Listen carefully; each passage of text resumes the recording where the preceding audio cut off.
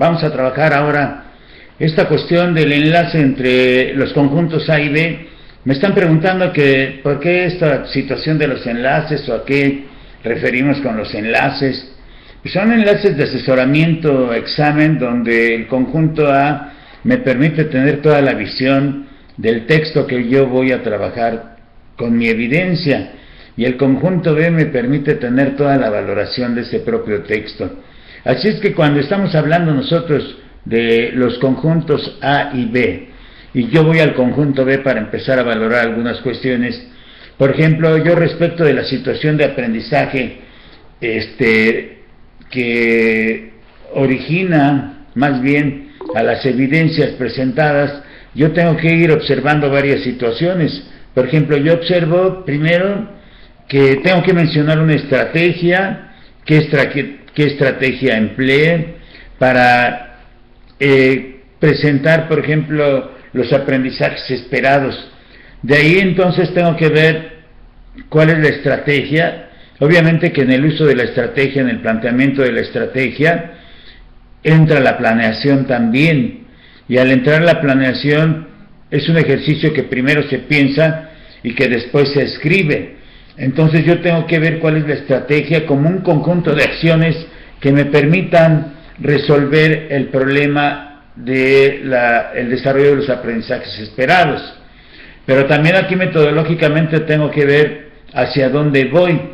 Por ejemplo, si voy a utilizar un tipo de organización de la materia de enseñanza de manera muy específica, si voy a hacer globalización, si voy a hacer integración, si voy a hacer sistematización, si voy a proceder de una manera sintética, si voy a proceder de una manera analítica, ¿cómo voy a proceder? Entonces yo pienso primero lo que voy a hacer, después menciono la estrategia empleada, pero también para mí es muy importante tener a la vista aquella planeación de donde se desprendieron estos aprendizajes esperados, de donde se movieron estos aprendizajes esperados, y yo necesito tener la planeación a la mano para poder mencionar dentro de este conjunto de acciones cómo recuperé los conocimientos previos de nuestros niños, porque ahí me tengo que apoyar yo también en esa parte de la psicología que me dice que puedo apoyarme en una corriente para poder recuperar también conocimientos previos. ¿Cómo y qué debo de entender por conocimiento previo? ¿Cómo los recupero? ¿Y cómo voy a describir la manera en que yo como maestro ayudo a mi alumno, coloco a mi alumno, presento a mi estudiante el reto cognitivo o el conjunto de retos cognitivos que debe de englobar la situación de aprendizaje? Entonces ya tengo el diseño de la estrategia hacia los aprendizajes esperados, el diseño de la estrategia hacia los conocimientos previos y el diseño de la forma, la descripción de la forma en cómo yo presenté a mis estudiantes el reto o los retos cognitivos, para llegar al detalle de la forma en que se propuso a los estudiantes la búsqueda de la información, por ejemplo, sobre todo cuando utiliza un proyecto tiene como base también la búsqueda de la información, y un conjunto de estrategias con acciones de inicio, desarrollo y cierre también tiene la búsqueda de información. Y si yo voy a trabajar como al estilo de los proyectos de aula en un momento, o al estilo de los proyectos didácticos, también tiene la información con sus preguntas, las preguntas de inicio, las preguntas de desarrollo, las preguntas de cierre.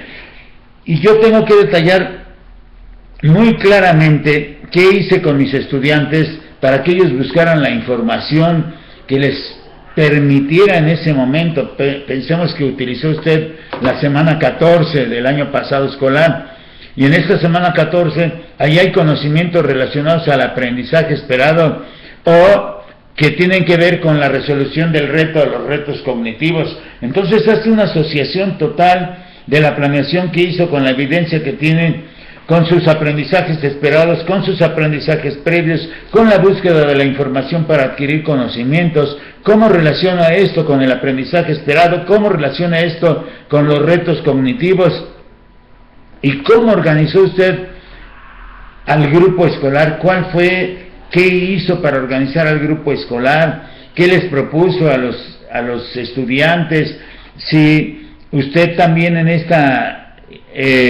situación de aprendizaje nos puede dar la descripción de la manera en cómo intervino para realizar la secuencia de aprendizaje, cómo retroalimentó, qué hizo usted para que se pudiera observar de una manera concreta el aprendizaje esperado, resolvió dudas de los alumnos, resolvió dudas de sus estudiantes, puntualizó conceptos. ¿Qué hizo usted con todo eso?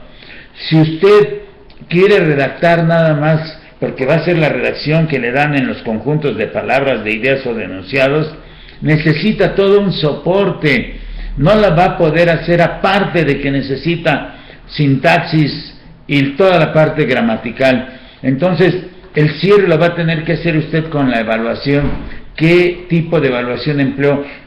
¿Utilizó la coevaluación? ¿Utilizó la heteroevaluación? ¿Sí? ¿Utilizó una evaluación externa? ¿Qué tipo de evaluación utilizó usted y cómo lo planteó a sus estudiantes para observar la herramienta que empleó para realizar la evaluación mencionada?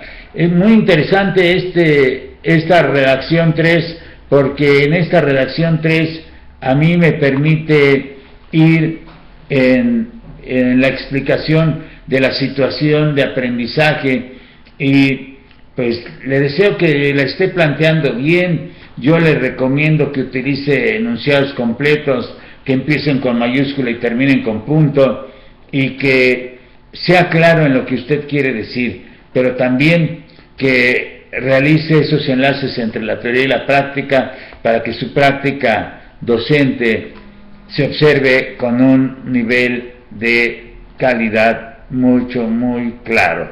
Soy Manuel Quiles Cruz, maestros, seguiré con ustedes, muy amables.